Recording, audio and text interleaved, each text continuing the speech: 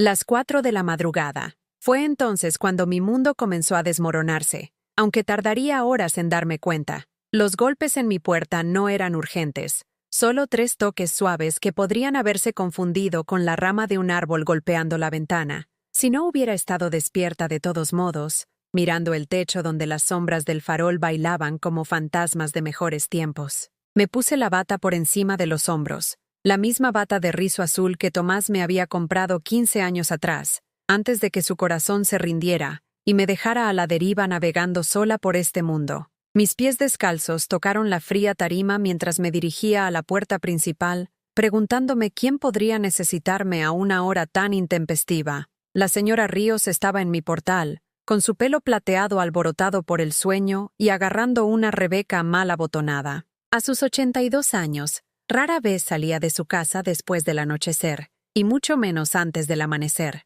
Sus manos temblaron al acercarse a las mías, y cuando la miré a los ojos, vi algo que me revolvió el estómago de miedo. «Margarita», susurró, mirando por encima del hombro como si alguien pudiera estar escuchando. «No vayas a misa hoy. Prométemelo. Solo confía en mí». La miré, confundida. La misa del domingo en la parroquia de San Mateo había sido mi ancla durante 23 años. Incluso cuando Tomás estuvo enfermo, incluso en los días más oscuros del duelo, nunca falté un domingo. La iglesia no era solo un edificio para mí, era mi comunidad, mi familia, el lugar donde encontraba fuerzas para afrontar otra semana. «Señora Ríos, ¿qué pasa? ¿Se encuentra bien?» Intenté estabilizarla, pero ella se echó hacia atrás, negando con la cabeza. «No puedo explicarlo. Simplemente oí cosas, vi cosas». Su voz se quebró. «Por favor, Margarita, quédate en casa hoy. Cierra las puertas con llave. No contestes al teléfono a menos que sepas quién es». Antes de que pudiera hacer otra pregunta, se arrastró de regreso a través del jardín hacia su propia casa, dejándome parada en el umbral con un escalofrío que nada tenía que ver con el aire de la mañana de octubre. Algo en lo profundo de mi pecho, llámalo intuición, llámalo la sabiduría que surge de criar a un hijo sola después de que tu marido muere, me dijo que la escuchara. Por primera vez en décadas, me quedé en casa el domingo por la mañana. Preparé café con unas manos que no dejaban de temblar. Intenté leer mi Biblia, pero las palabras se mezclaban. Llamé a Daniel 2 veces, pero saltó directamente al buzón de voz. Mi hijo había estado distante últimamente. El estrés de su trabajo en el banco le afectaba, pero aún así, hablábamos cada pocos días. Se suponía que me encontraría para comer después de la misa. La llamada llegó a las 11:47 de la mañana. «¿Es usted Margarita Montero? ¿Madre de Daniel Montero?» La voz era oficial, fría, completamente desprovista de la calidez a la que estaba acostumbrada de la gente de nuestro pequeño pueblo. «Sí, soy yo». Mi voz sonó extraña, como si viniera de algún lugar lejano. «Señora, soy el inspector Torres, de la Comisaría de la Policía Nacional. Su hijo ha sido detenido bajo cargos de fraude, blanqueo de capitales y apropiación indebida. Está retenido a la espera de comparecencia». El teléfono se me resbaló de las manos, golpeando la encimera de la cocina. La voz del inspector continuó, pero sonaba como si estuviera hablando bajo el agua. Algo sobre pruebas, investigaciones, fechas judiciales. Cogí el teléfono con dedos temblorosos. «Lo siento. ¿Podría repetirlo? Debe haber algún error». «Señora, no hay error. Su hijo fue aprehendido esta mañana durante la misa del domingo en la parroquia de San Mateo. Tenemos pruebas que lo vinculan con delitos financieros que involucran fondos de la iglesia y varias cuentas privadas. Tendrá que contactar con un abogado». La parroquia de San Mateo, mi iglesia, el lugar donde bauticé a Daniel de bebé, donde escuché innumerables sermones sobre el perdón y la redención, donde la congregación me apoyó durante la enfermedad y muerte de Tomás. Habían arrestado a mi hijo en el altar donde dije mis votos matrimoniales 32 años atrás. «¿Qué clase de pruebas?», logré preguntar, aunque una parte de mí no quería saberlo. «Los registros financieros muestran transacciones realizadas bajo su nombre y su número de DNI. Señora Montero, necesitaremos hablar con usted también, pero actualmente no está detenida. Sin embargo, le aconsejo encarecidamente que contrate asistencia legal, bajo mi nombre, mi número de DNI». Las palabras me golpearon como mazazos físicos, cada uno aterrizando cerca de mi corazón, donde el dolor ya se extendía como tinta derramada sobre papel blanco. Después de que el inspector colgó, me quedé parada en mi cocina durante lo que parecieron horas, mirando al vacío. El café se enfrió. El sol de la mañana del domingo se colaba por ventanas que de repente sentía que pertenecían a la casa de otra persona,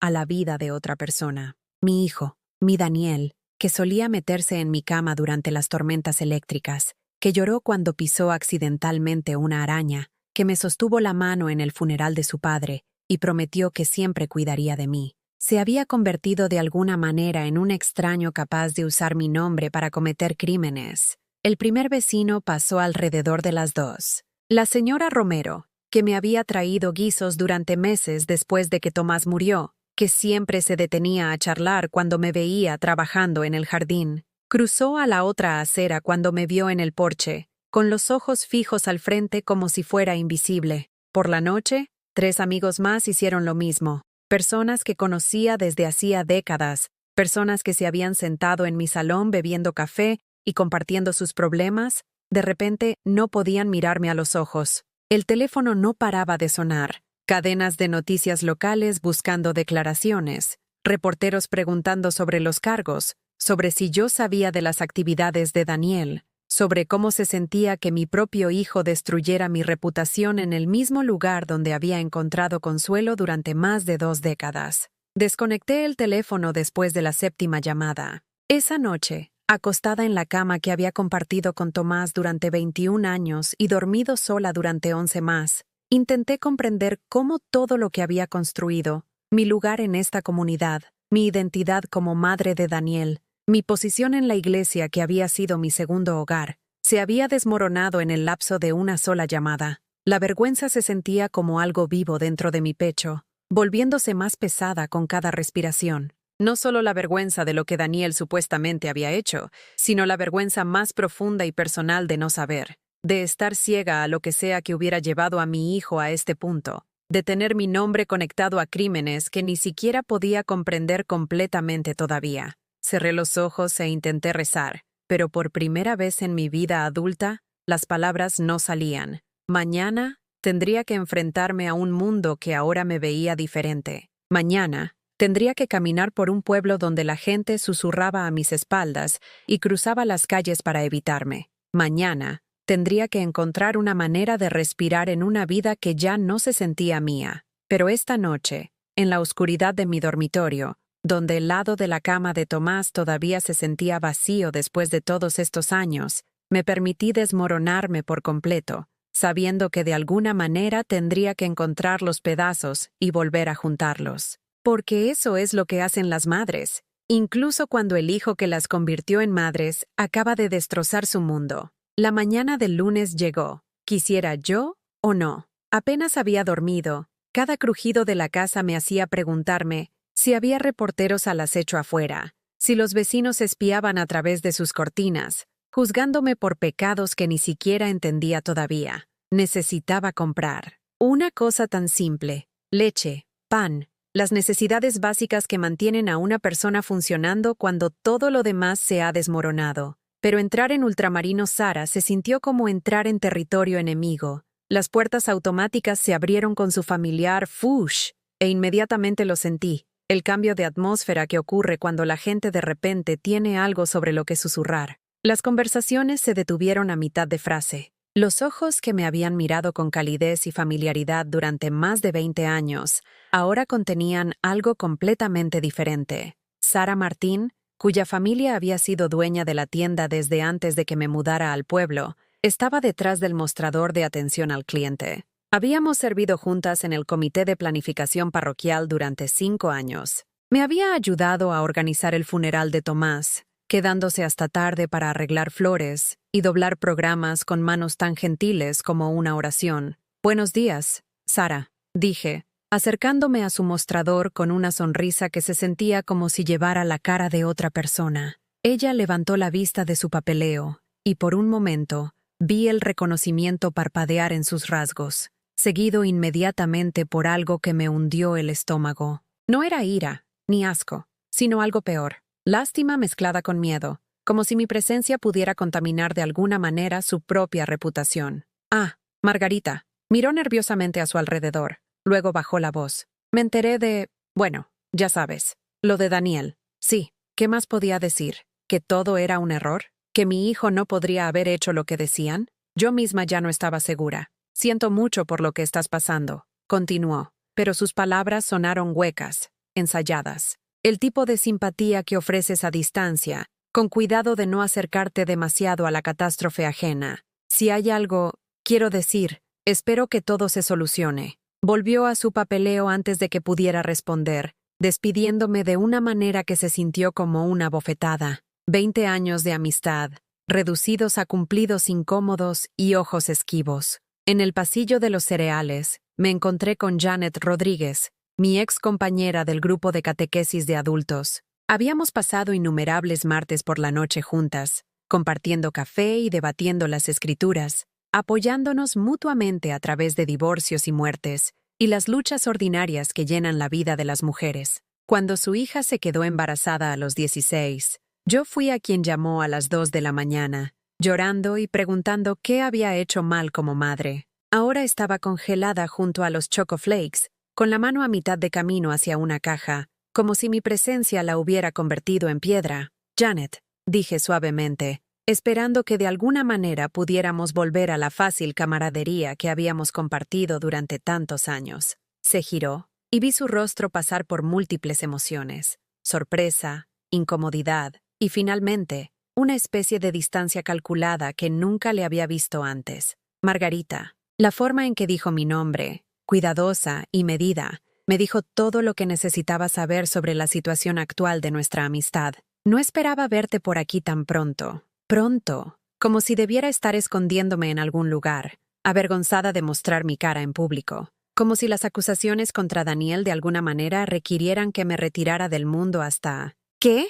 Hasta que la gente decidiera que había sufrido lo suficiente por crímenes con los que no tenía nada que ver. La vida sigue, dije, aunque en ese momento se sintió más como si la vida me arrastrara contra mi voluntad. Todavía tengo que comer. Janet asintió, pero ya había comenzado a retroceder, poniendo distancia física entre nosotras, como si lo que sea que hubiera contaminado a mi familia pudiera contagiarse de alguna manera a la suya. Bueno, yo debería... Tengo que recoger a mi nieta de la escuela. Señaló vagamente hacia la salida, aunque la escuela no saldría hasta dentro de horas. La observé apresurarse, abandonando su carro de la compra en medio del pasillo. Artículos que había seleccionado cuidadosamente, pasta orgánica, verduras frescas, el yogur caro que le gustaba a su marido, de repente, menos importantes que escapar de una conversación conmigo.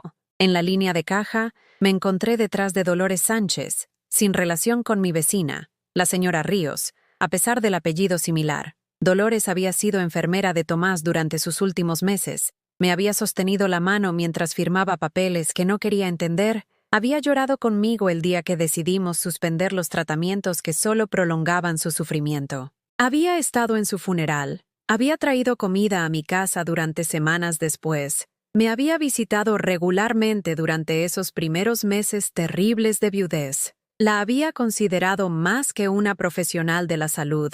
Se había convertido en familia durante nuestro momento más oscuro. Ahora estaba rígidamente parada frente a mí, con los hombros tensos, claramente consciente de mi presencia pero negándose a reconocerla. Cuando la cajera, una joven que probablemente ni siquiera sabía mi nombre, llamó a la siguiente, Dolores prácticamente huyó, yéndose sin siquiera recoger su recibo. El mensaje era claro. Cualquier consuelo y comunidad que había construido aquí durante más de 2 décadas, cualquier relación que había cultivado a través de alegrías y penas compartidas, se había evaporado de la noche a la mañana. Ya no era Margarita Montero, la viuda que hacía voluntariado en la iglesia, que llevaba sopa a los vecinos enfermos, que recordaba los cumpleaños y aniversarios de todos. Ahora era Margarita Montero, madre del hombre que robó del fondo de la iglesia, la cajera. Bendita sea su joven corazón, me trató con la misma alegre indiferencia que mostraba a todos los clientes.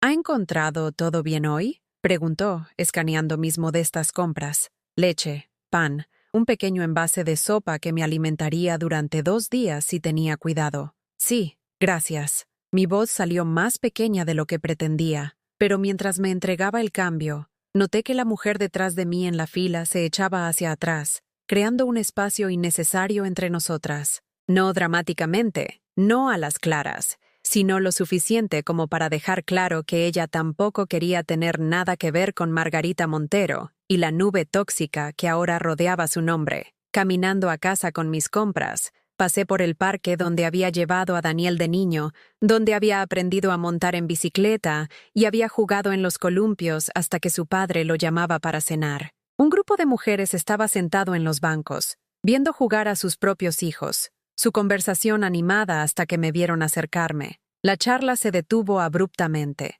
Los ojos que una vez habían contenido calidez y bienvenida, ahora seguían mi movimiento con el tipo de atención cuidadosa que se le podría dar a un animal salvaje, reconociendo la presencia mientras se mantiene una distancia segura. Había conocido a estas mujeres durante años. Había celebrado las graduaciones de sus hijos. Había llevado guisos cuando sus maridos perdían trabajos. Había escuchado sus preocupaciones sobre adolescentes, matrimonios y padres mayores. Estuvimos unidas por las experiencias comunes de la maternidad, por el entendimiento compartido de que criar hijos en un pueblo pequeño significaba que todos cuidaban de los hijos de los demás. Ahora ya no formaba parte de esa red invisible de apoyo mutuo. Yo era la madre cuyo hijo se había desviado, cuya incapacidad para criar a su hijo correctamente había amenazado de alguna manera la seguridad de sus propias familias. Mientras pasaba por su banco, una de ellas, Linda Herrera, cuyo hijo había jugado a fútbol con Daniel,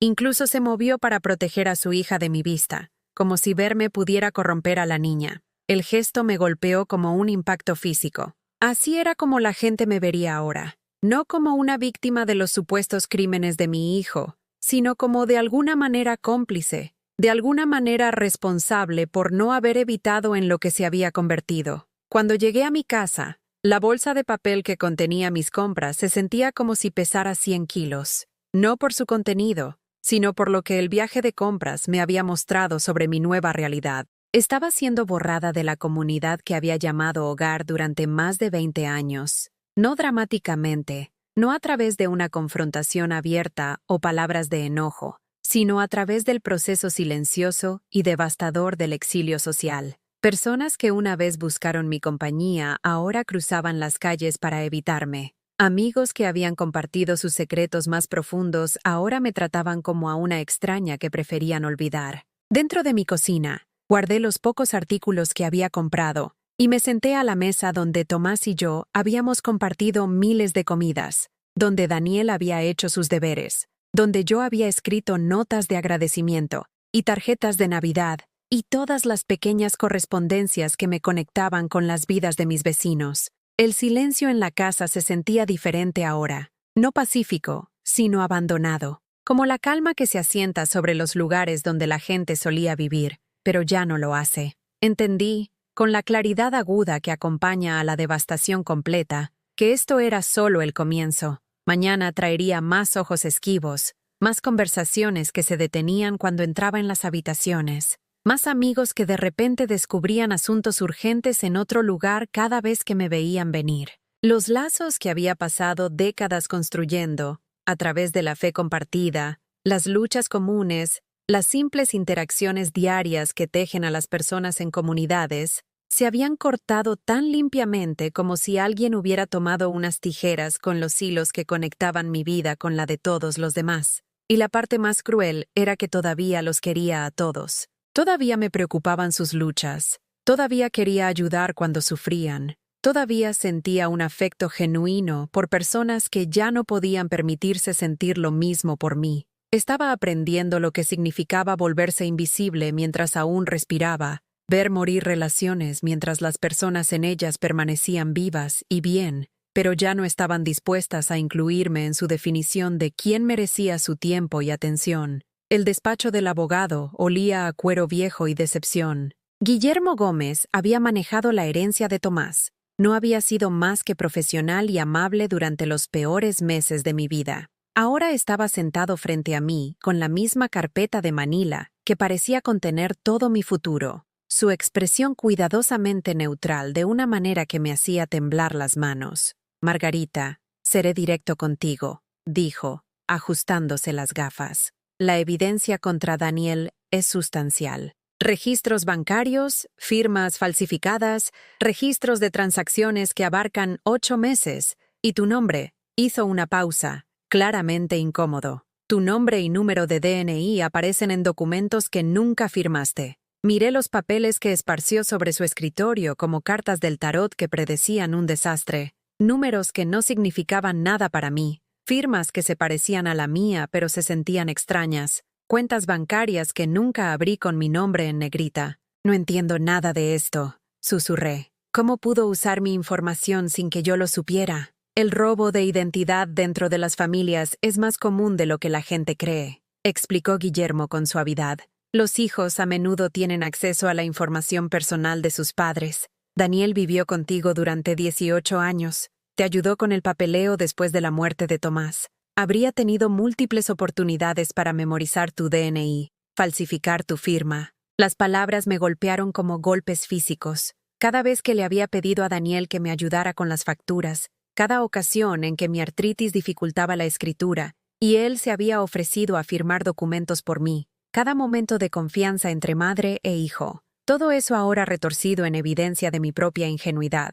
El fiscal quiere entrevistarte, continuó Guillermo. Necesitan establecer si tenías conocimiento de las actividades de Daniel. Yo estaré allí, por supuesto, pero Margarita se inclinó hacia adelante, su voz bajando. Te van a hacer preguntas difíciles sobre tus finanzas, tu relación con Daniel, tu participación en las actividades de la iglesia. Algunas personas podrían preguntarse cómo una madre podría no ser completamente consciente del comportamiento de su hijo. Algunas personas. La frase quedó flotando en el aire entre nosotros, pesada de implicaciones. No solo las autoridades, mis vecinos, mis antiguos amigos, todos los que ya habían comenzado a mirarme con sospecha y juicio. Esa noche, finalmente reuní el coraje para visitar a Daniel en prisión. El centro penitenciario de la comarca se encontraba a las afueras del pueblo como un monumento de hormigón a las promesas rotas y los sueños fallidos. Había pasado junto a él innumerables veces a lo largo de los años,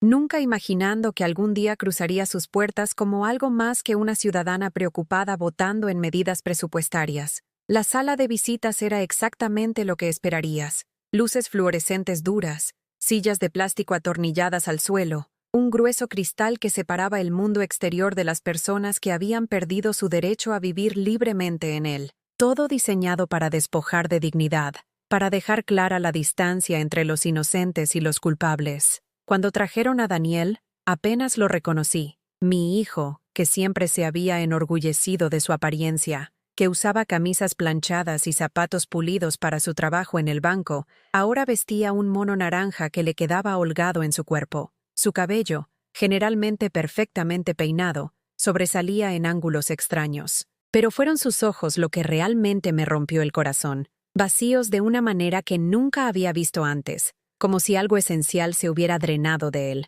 Cogió el teléfono de su lado del cristal, y yo hice lo mismo, mi mano temblando mientras me lo llevaba a la oreja. «Mamá». Su voz se quebró en la única palabra. «Daniel». Presioné mi mano libre contra el cristal, deseando poder tocarlo, abrazarlo, de alguna manera salvar la distancia entre nosotros que se sentía más que solo separación física. «Ayúdame a entender. Por favor, ayúdame a entender qué pasó». Miró hacia otro lado, su mandíbula trabajando como si estuviera tratando de encontrar palabras que no existían. «No puedo explicártelo de una manera que te resulte sensata. Inténtalo. Soy tu madre. Te he amado desde antes de que dieras tu primer aliento. Hagas lo que hayas hecho, lo que sea que te haya llevado a esto. Necesito saber por qué mi nombre está en documentos que nunca firmé. Mamá, por favor no». Su voz se rompió por completo. «No lo hagas más difícil de lo que ya es». ¿Más difícil para quién? Las palabras salieron más cortantes de lo que pretendía.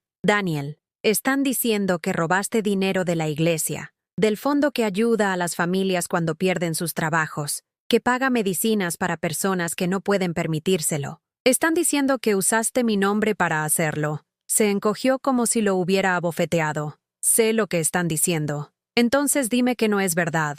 Mírame a los ojos y dime que mi hijo no robó a viudas y familias que luchan por poner comida en sus mesas». El silencio se extendió entre nosotros. lleno solo por el zumbido de las luces fluorescentes y los sonidos distantes de otras conversaciones que tenían lugar en otros idiomas de desamor y decepción. «No puedo decirte eso», susurró finalmente. La admisión me golpeó como un camión. Hasta ese momento, alguna parte de mí se había estado aferrando a la posibilidad de que todo fuera un terrible error, que mi hijo fuera inocente, que de alguna manera el sistema se hubiera equivocado en todo. ¿Por qué? La palabra salió apenas como un aliento. ¿Por qué harías esto? ¿Y por qué me arrastrarías a mí a esto? Pensé que podría arreglarlo antes de que nadie se diera cuenta. Pensé que podría devolver el dinero y nadie lo sabría nunca. ¿Devolverlo de dónde? Daniel, ¿a dónde fue el dinero? Me miró entonces. Realmente me miró, y vi algo en su expresión que me heló la sangre.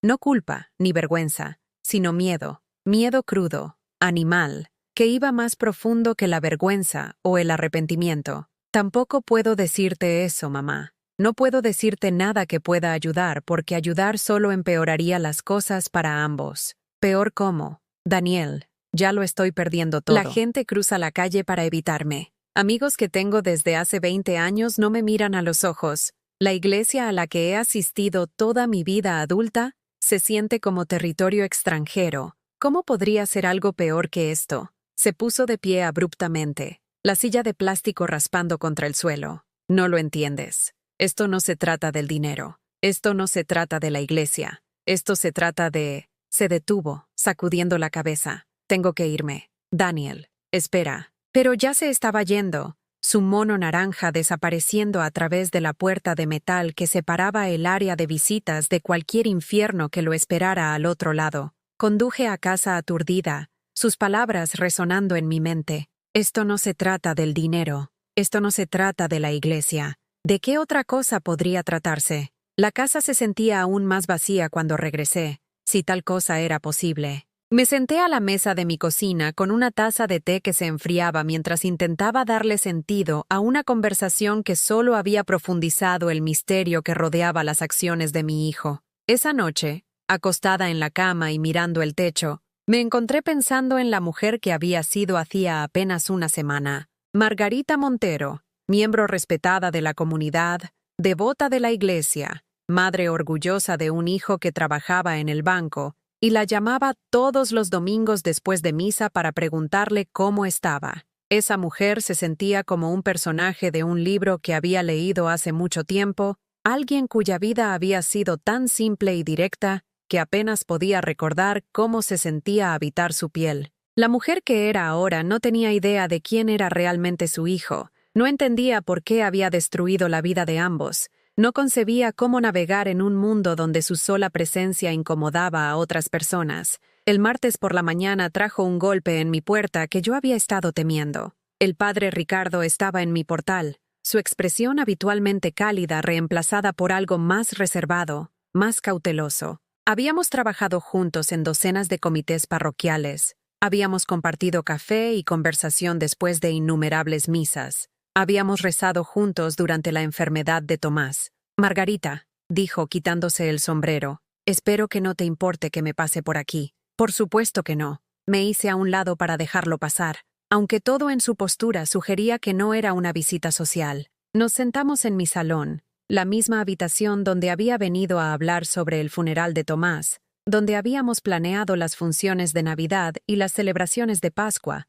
donde me había ofrecido consuelo durante los oscuros meses de mi viudez. Quiero que sepas que no te hago responsable por las acciones de Daniel, comenzó, y sentí un aleteo de esperanza de que tal vez, solo tal vez, una persona en mi vida permanecería inalterada por esta catástrofe. Gracias, dije. Eso significa más para mí de lo que sabes. Sin embargo, continuó, y esa única palabra extinguió la esperanza antes de que pudiera arraigarse por completo. La Junta Parroquial me ha pedido que hable contigo sobre tu participación continua en nuestra congregación. Las palabras me golpearon como un golpe físico. Mi iglesia, el lugar donde encontré a Dios después de años de luchar con la fe, donde fui bautizada a los 35, donde me casé con Tomás y bauticé a Daniel y me despedí de mi marido. Me estaban pidiendo que me fuera. No entiendo, dije, aunque lo entendía perfectamente. No he hecho nada malo. Nadie dice que lo hayas hecho. Pero Margarita, tienes que entender la posición en la que esto nos coloca. El dinero que Daniel supuestamente robó estaba destinado a nuestro programa de asistencia comunitaria. Las familias que dependen de ese fondo ahora se quedan sin ayuda debido a lo que hizo tu hijo. ¿Y crees que mi presencia de alguna manera empeoraría eso? El padre Ricardo parecía incómodo, sus manos jugueteando con su sombrero. Algunos miembros de la congregación sienten que el hecho de que sigas participando en las actividades de la iglesia, especialmente dada tu participación en el Comité de Supervisión Financiera, envía el mensaje equivocado sobre la rendición de cuentas. Mi participación en el Comité de Supervisión Financiera, 3 años de servicio voluntario, ayudando a asegurar que las donaciones se asignaran correctamente para ayudar a las personas en crisis. La ironía no se me escapó de que mi propio hijo había estado robando de los mismos fondos que yo había ayudado a proteger. Ya veo, dije en voz baja. Entonces, ¿me estás pidiendo que busque otra parroquia? Te pido que consideres tomarte un tiempo mientras esta situación se resuelve, hasta que el caso de Daniel esté resuelto, hasta que podamos reconstruir el fondo, hasta que la comunidad haya tenido tiempo de sanar, hasta que la comunidad haya tenido tiempo de sanar. Como si mi presencia fuera una herida que necesitaba ser tratada, una fuente de dolor continuo que solo podía aliviarse con mi ausencia. 3 semanas después de la visita del padre Ricardo, dejé de salir de casa excepto para las necesidades absolutas. La tienda de comestibles se había convertido en un campo de minas de conversaciones susurradas y miradas de reojo. La farmacia donde había surtido las recetas de Tomás durante años, ahora se sentía como territorio enemigo, donde incluso los jóvenes dependientes parecían conocer mi historia y juzgarme por ella. Me había convertido en un fantasma en mi propia vida, rondando los límites de una comunidad que una vez me había acogido. El buzón al final de mi entrada se sentía como si estuviera a kilómetros de distancia, aunque no podía estar a más de 15 metros de mi puerta principal. Cada viaje para recoger facturas y tarjetas de pésame, sí, la gente todavía enviaba eso. Como si Daniel hubiera muerto en lugar de haber sido arrestado, requería reunir un coraje que no estaba segura de poseer ya. La casa se sentía como si se estuviera encogiendo a mi alrededor. Habitaciones que una vez se sintieron acogedoras, ahora se sentían claustrofóbicas. La cocina donde había preparado miles de comidas para mi familia, ahora resonaba con vacío cada vez que abría un armario o sacaba un solo plato para mis cenas solitarias. El salón donde Tomás y yo habíamos visto las noticias de la noche y discutido nuestros días ahora parecía diseñado para 2 personas. Su disposición de muebles un recordatorio constante de que estaba sola de maneras que nunca había imaginado posibles. El sueño se había vuelto esquivo, ahuyentado por preguntas que no tenían respuesta y una culpa que parecía volverse más pesada cada noche. Me encontraba despierta a las 3 de la mañana, mirando el techo y reproduciendo cada conversación que había tenido con Daniel, buscando pistas que había pasado por alto, señales de advertencia que había ignorado, momentos en que debería haber sabido que algo iba terriblemente mal. ¿Había sido una mala madre? La pregunta me atormentaba más que cualquier otra. Había criado a Daniel sola después de que Tomás murió cuando el niño tenía solo 14 años. ¿Había sido demasiado indulgente? ¿Demasiado confiada? ¿Había fallado en enseñarle lo correcto de lo incorrecto? ¿O de alguna manera había modelado el tipo de comportamiento que hacía que el robo pareciera aceptable? Recordé la noche en que se graduó de bachillerato, lo orgullosa que había estado al verlo caminar por ese escenario con su birrete y toga. El banco le había ofrecido un trabajo justo al salir de la escuela, buen sueldo, oportunidad de ascenso, el tipo de empleo estable que los padres sueñan para sus hijos. Pensé que había hecho algo bien, que a pesar de los desafíos de la monoparentalidad, había criado un hijo que se abriría camino en el mundo honesta y exitosamente. Ahora me preguntaba si ese orgullo había sido inapropiado, si me había estado felicitando por criar a un criminal que simplemente era mejor ocultando su verdadera naturaleza de lo que yo era reconociéndola. La peor parte era el silencio del propio Daniel, sin cartas, sin llamadas telefónicas, sin intentos de explicar o disculparse o ayudarme a comprender lo que lo había llevado a destruir ambas vidas. Era como si el hijo que había conocido durante 28 años simplemente hubiera dejado de existir, reemplazado por un extraño que llevaba su rostro, pero ninguno de su corazón. Le había escrito cartas, páginas y páginas de preguntas, súplicas y expresiones de amor que se sentían cada vez más desesperadas con cada borrador, pero nunca las envié. ¿Qué sentido tenía desahogar mi corazón a alguien que había dejado claro que no tenía nada que decirme? Las señoras de la iglesia dejaron de traer guisos después de la primera semana. Entendí por qué. ¿Cómo consuelas a alguien cuyo hijo ha robado de la misma organización que estás representando? Pero la ausencia de esas pequeñas amabilidades, esos gestos que me habían sostenido durante la muerte de Tomás y los primeros años de viudez, se sintió como otro tipo de abandono. La señora Ríos todavía me visitaba de vez en cuando, apareciendo en mi puerta con comestibles o simplemente sentándose conmigo en silencio, mientras intentaba procesar la destrucción de todo lo que creía saber sobre mi vida. Nunca hacía preguntas que no podía responder. Nunca ofrecía consejos que no podía seguir. Simplemente se sentaba conmigo en mi dolor, entendiendo que a veces lo más valioso que una persona puede ofrecer a otra es simple presencia. ¿Sabes?, dijo una tarde mientras estábamos sentadas en mi cocina tomando té. En China, tenemos un dicho: el bambú que se dobla es más fuerte que el roble que se quiebra. Crees que te estás quebrando, pero quizás solo te estás doblando. Quería creerle, pero doblarse implicaba flexibilidad, resiliencia, la capacidad de volver a una posición vertical una vez que la tormenta pasaba. Me sentía más como leña seca, frágil, lista para desmoronarse a la menor presión. Las facturas seguían llegando, por supuesto. Las compañías de servicios públicos y los proveedores de tarjetas de crédito no se preocupaban por las tragedias personales o los escándalos familiares.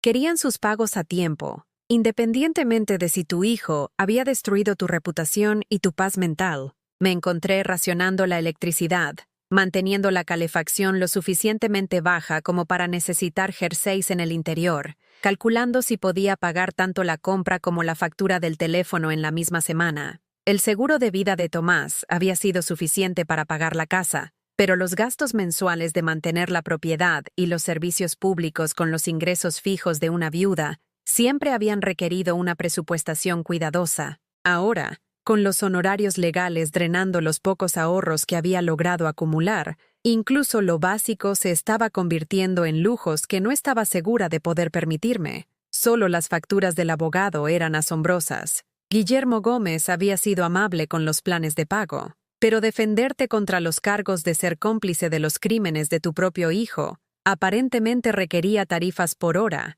que me habrían parecido imposibles hace solo un mes. Cada consulta, cada revisión de documentos, cada llamada telefónica, se sumaba a un total que representaba más dinero del que jamás había tenido acceso a la vez. Había comenzado a revisar las cosas de Tomás, habitación por habitación, buscando algo de valor que pudiera ayudar a pagar la defensa de Daniel. 22 años de matrimonio dejan atrás una gran cantidad de posesiones acumuladas, herramientas en el garaje, libros en estanterías, ropa en armarios que huelen débilmente a colonia incluso después de 11 años. La mayor parte no tenía valor para nadie más que para mí, artículos cuyo valor residía en la memoria más que en el valor monetario. Pero había algunas cosas: su reloj, su colección de monedas, el rifle de caza que había heredado de su padre, que podrían traer suficiente dinero para ayudar. La idea de vender las pertenencias de Tomás para pagar la defensa legal de Daniel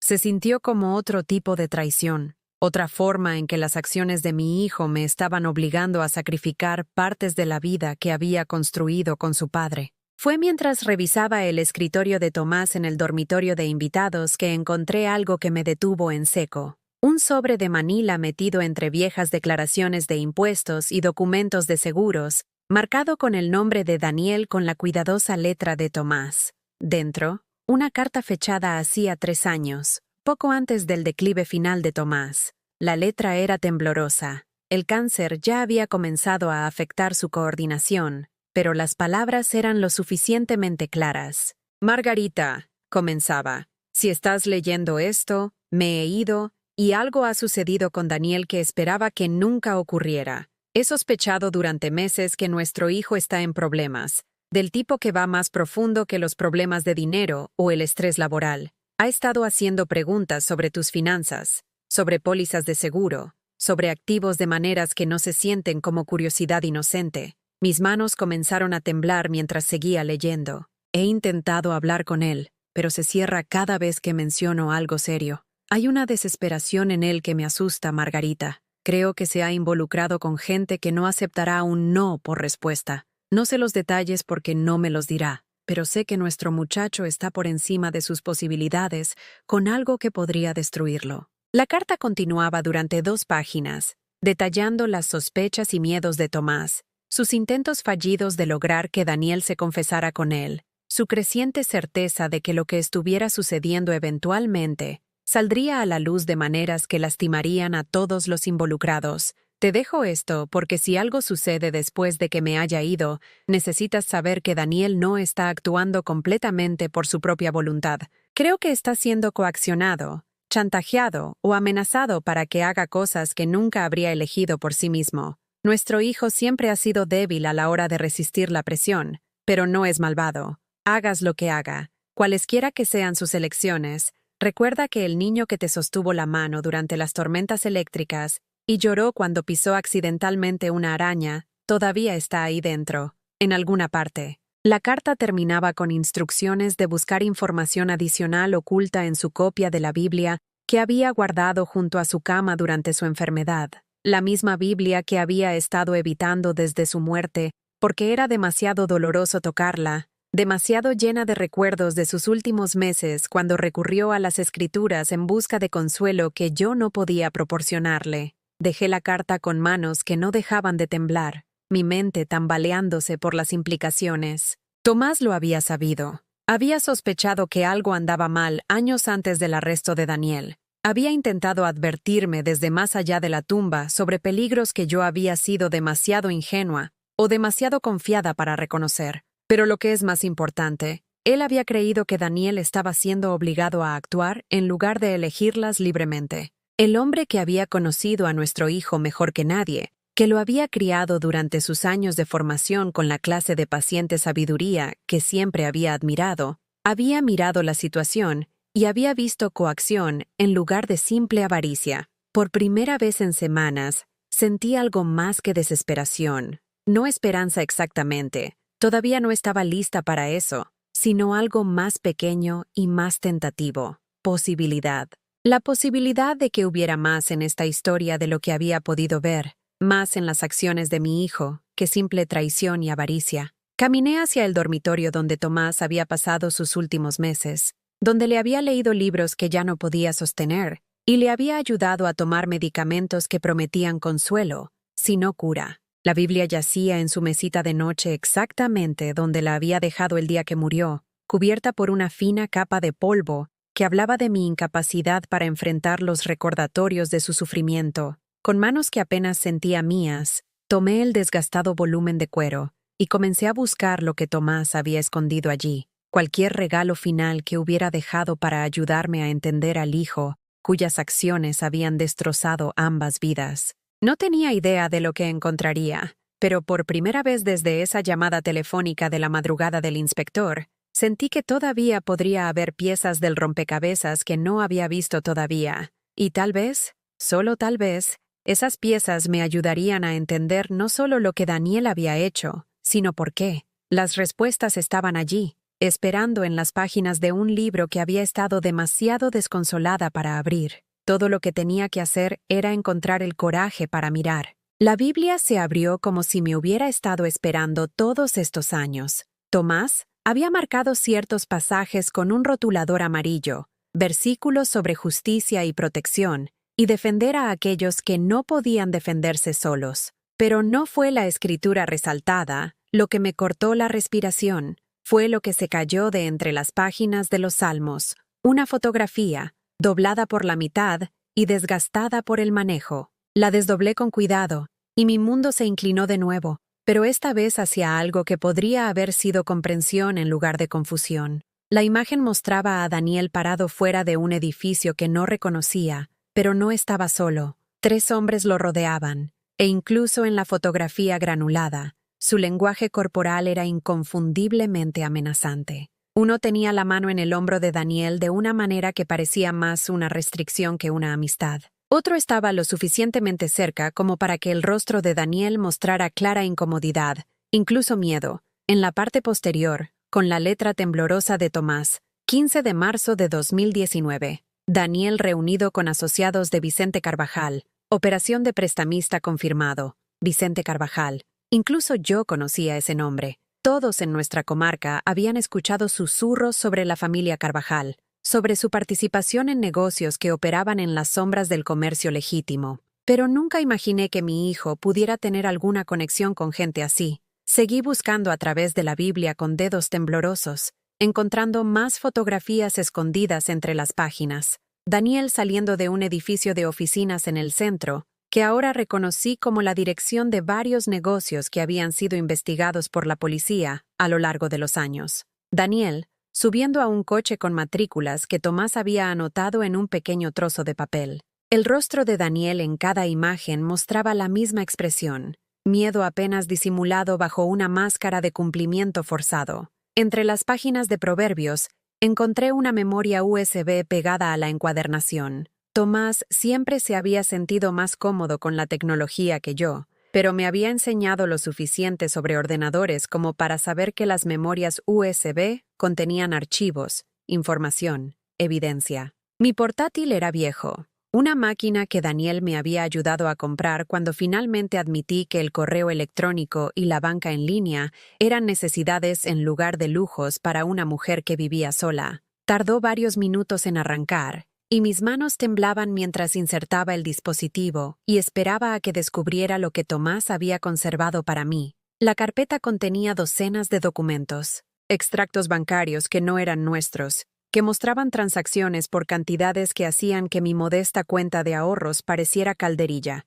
fotografías de Daniel reuniéndose con los mismos hombres en varios lugares de la ciudad, impresiones de correos electrónicos que me revolvieron el estómago con sus implicaciones. Una cadena de correos electrónicos, aparentemente reenviada a Tomás por alguien cuya identidad estaba tachada, mostraba correspondencia entre Daniel y alguien identificado solo como BC. Los mensajes eran breves, clínicos, pero su significado era lo suficientemente claro incluso para alguien que nunca se había involucrado en nada más peligroso que una venta de pasteles de la iglesia. Pago pendiente para el 15. No hay prórrogas. Necesito más tiempo. Puedo conseguirlo a fin de mes. El tiempo es un lujo que no puedes permitirte. Discutimos las consecuencias. Por favor, encontraré otra manera. El camino ya está elegido. Las cuentas de tu madre proporcionan garantía suficiente. Las cuentas de mi madre me habían estado amenazando,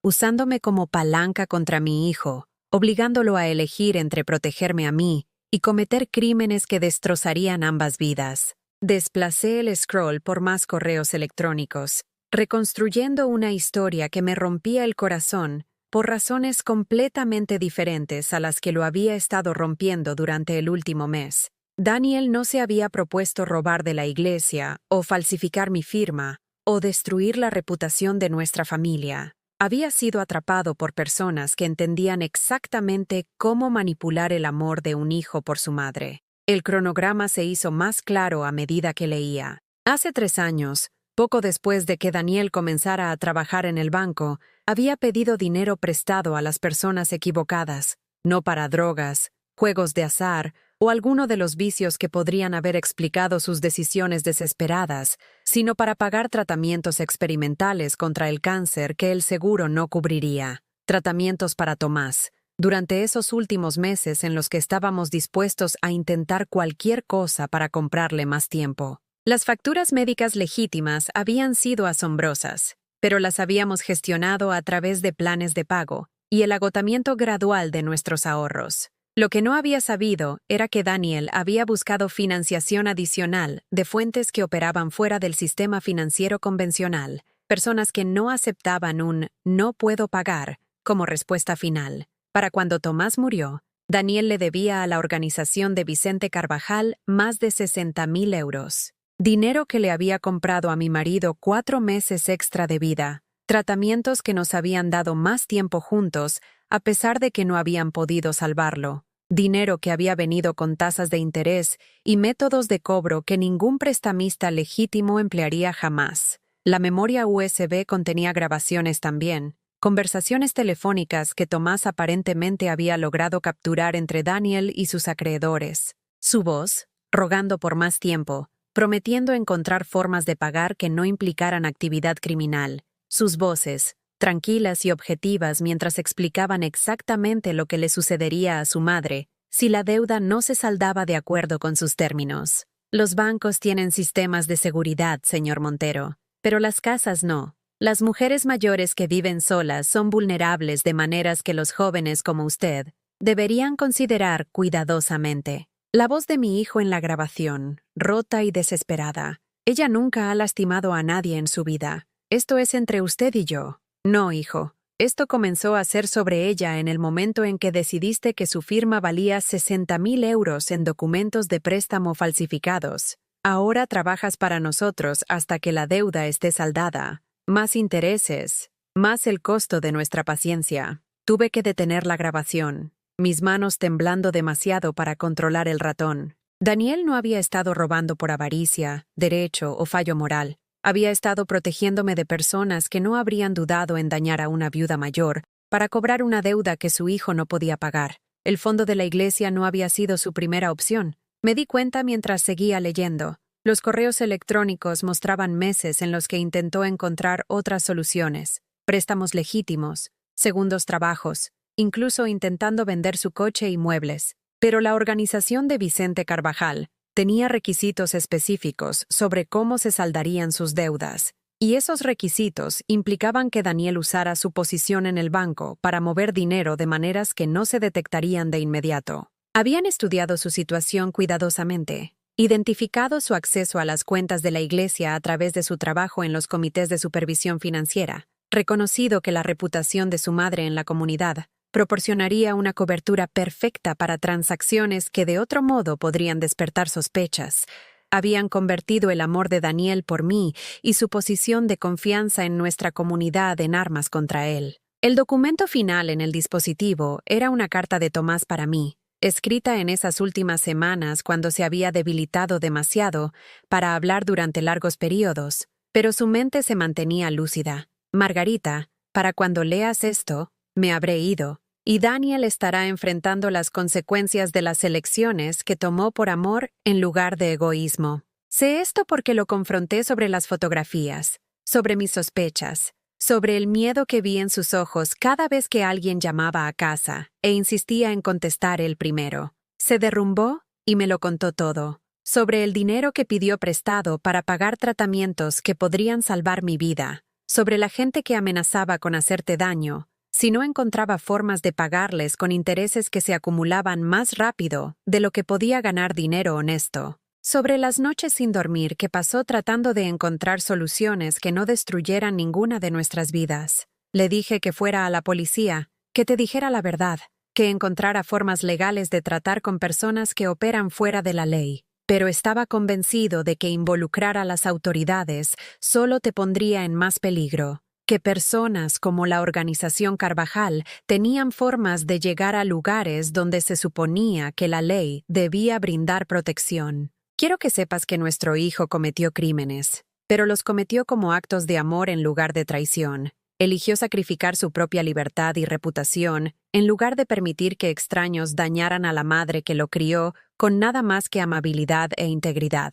Te dejo esta evidencia porque Daniel no se defenderá. Ha aceptado que sus elecciones serán juzgadas por sus consecuencias en lugar de sus motivaciones. Pero mereces saber que el hijo que criaste sigue siendo el mismo niño que te sostuvo la mano durante las tormentas eléctricas. Las circunstancias cambiaron, pero su corazón no. Cerré el portátil y me senté en la creciente oscuridad de mi salón, sintiéndome como si me hubieran dado la vuelta y vuelto a armar en una configuración completamente diferente. Todo lo que había creído sobre la traición de Daniel, todo lo que había cuestionado sobre mi propia crianza, todo lo que había asumido sobre sus motivaciones, todo se había basado en información incompleta. Mi hijo no me había traicionado, había intentado protegerme, incluso a costa de su propia libertad.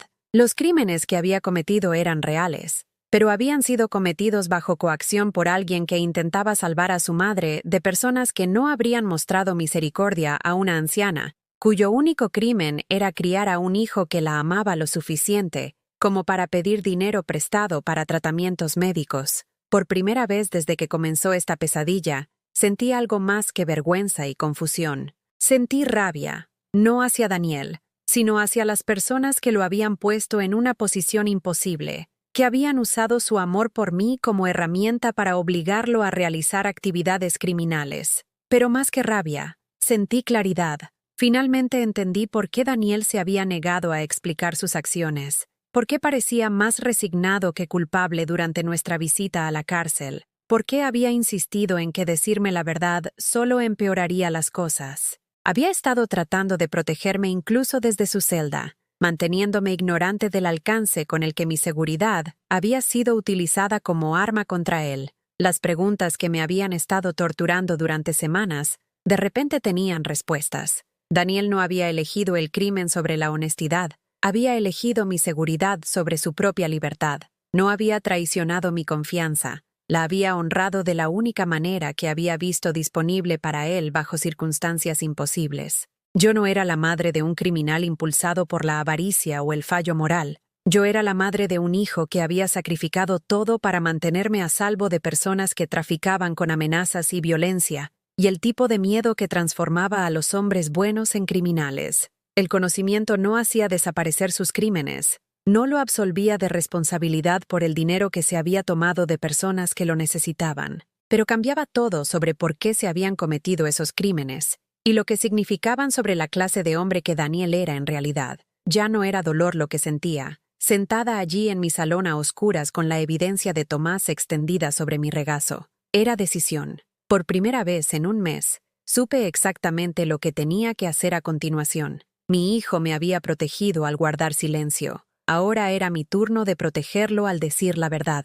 A la mañana siguiente, me desperté antes del amanecer por primera vez en semanas, sin sentir que el peso del mundo me estaba presionando el pecho. En cambio, sentí algo que no había experimentado desde el arresto de Daniel: propósito. Tomás me había dado las piezas del rompecabezas, pero ahora necesitaba entender cómo encajaban de maneras que realmente pudieran ayudar a mi hijo. Preparé café con manos firmes y extendí la evidencia sobre la mesa de mi cocina, como un general planeando una campaña. Las fotografías, los correos electrónicos, los extractos bancarios, todo ello pintaba un cuadro de coacción sistemática que iba mucho más allá de la simple usura. Era una operación organizada que había convertido a mi hijo en un cómplice involuntario al amenazar a la persona que más amaba. Pero la evidencia recopilada por un hombre moribundo no sería suficiente para cambiar el destino de Daniel. Necesitaba entender cómo funcionaba el sistema, quién más podría estar involucrado y, lo más importante, cómo presentar esta información de una manera que importara a las personas que decidirían el futuro de mi hijo. Llamé al despacho de Guillermo Gómez tan pronto como abrió, mi voz más firme de lo que había estado en cualquiera de nuestras conversaciones anteriores. Guillermo, necesito verte hoy. He encontrado información sobre el caso de Daniel que lo cambia todo. Margarita, entiendo que quieras ayudar, pero los testigos de carácter y las apelaciones emocionales, esto no se trata de carácter, lo interrumpí. Se trata de extorsión y coacción. Se trata de que mi hijo fue obligado a cometer crímenes para protegerme de personas que se ganan la vida amenazando a mujeres mayores. El silencio al otro lado de la línea se alargó lo suficiente como para que me preguntara si se había cortado la llamada. Cuando Guillermo finalmente habló, su voz tenía una cualidad diferente, la atención enfocada de un abogado que acababa de escuchar algo que realmente podría importar en un tribunal. Liberaré mi agenda esta tarde. Trae todo lo que hayas encontrado. La reacción de Guillermo a la evidencia de Tomás fue todo lo que había esperado, y más. Estudió las fotografías con una lupa, examinó las impresiones de los correos electrónicos con la cuidadosa atención de alguien que entendía su significado legal, y escuchó las conversaciones telefónicas grabadas con expresiones que pasaron del escepticismo al asombro y a algo que podría haber sido ira. Margarita, esto es extraordinario. Si podemos autenticar estas grabaciones, si podemos verificar la identidad de las voces en estas llamadas, esto podría cambiar por completo la trayectoria del caso de Daniel. ¿Qué quieres decir? Quiero decir que la coacción es una defensa legítima contra los cargos de apropiación indebida y fraude. Si Daniel puede demostrar que actuó bajo coacción, que su familia estaba siendo amenazada con daño físico a menos que cometiera estos delitos. Eso no elimina su responsabilidad legal, pero reduce drásticamente su culpabilidad. Se recostó en su silla, estudiando los documentos con la expresión de alguien que recalcula ecuaciones complejas. El problema es que probar la coacción requiere más que solo evidencia de que ocurrió. Necesitamos demostrar que las amenazas eran creíbles, que Daniel tenía un temor razonable por tu seguridad y que no tenía alternativas viables a la actividad criminal. Pero la evidencia que Tomás recopiló es un buen comienzo, pero no es suficiente por sí sola. Estos correos electrónicos podrían haber sido fabricados. Las fotografías no prueban amenazas continuas. Las grabaciones podrían no ser admisibles dependiendo de cómo se obtuvieron y si los participantes sabían que estaban siendo grabados. Mi corazón se hundió. Por un momento, me había permitido creer que la previsión y la documentación cuidadosa de Tomás serían suficientes para salvar a Daniel de las consecuencias que no merecía. Pero Guillermo tenía razón. Necesitaba más que evidencia histórica. Necesitaba pruebas que se mantuvieran en un tribunal. Testimonio que no pudiera ser desestimado como las mentiras desesperadas de una madre tratando de salvar a su hijo culpable. ¿Qué tipo de evidencia adicional necesitaríamos?, pregunté. Corroboración de otras víctimas, registros financieros que muestren el patrón de coacción en múltiples casos, testimonio de funcionarios de la Policía Nacional que hayan investigado a la organización Carvajal, pruebas de que Daniel intentó buscar ayuda a través de canales legítimos antes de recurrir a la actividad criminal. Guillermo hizo una pausa, estudiando mi rostro con la cuidadosa atención de alguien que intenta medir si sus próximas palabras serían útiles o devastadoras. Margarita, lo que estoy a punto de sugerir es potencialmente peligroso. Si las personas que coaccionaron a Daniel descubren que estás investigando su organización, podrías convertirte en un objetivo tú misma.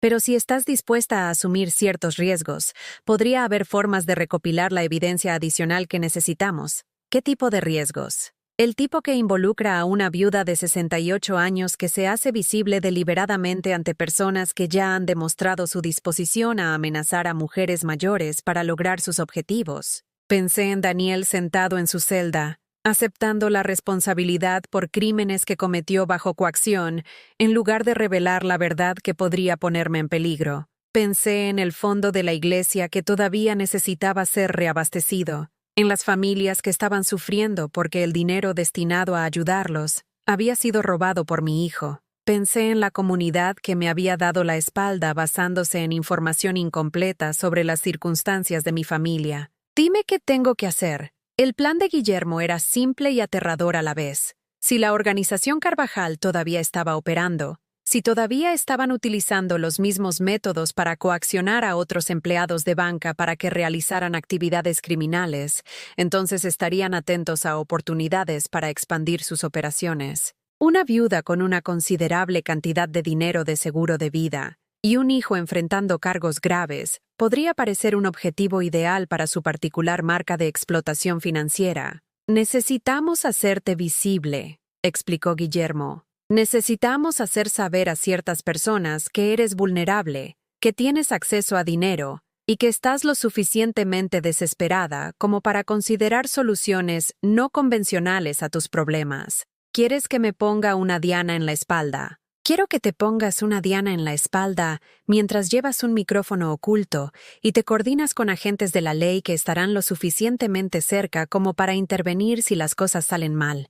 La agente de la Policía Nacional con la que Guillermo concertó mi reunión era más joven que Daniel, una mujer seria llamada Inspectora Ruiz, que parecía no haber tenido nunca un momento de duda en su vida profesional. Estudió la evidencia de Tomás con la misma cuidadosa atención que había mostrado Guillermo, pero sus preguntas eran más agudas, más enfocadas en detalles que importarían en los procedimientos penales. Señora Montero, necesito que entienda que lo que proponemos es esencialmente usarla como cebo en una operación dirigida a una organización criminal que ya ha demostrado disposición a dañar a personas inocentes. Lo entiendo. No estoy segura de que lo haga. Estas personas no hacen amenazas vacías. Si creen que está trabajando con la ley, si descubren que lleva equipo de grabación, las consecuencias podrían ser graves. Inspectora Ruiz, Mi hijo está en prisión por crímenes que cometió para protegerme de estas personas.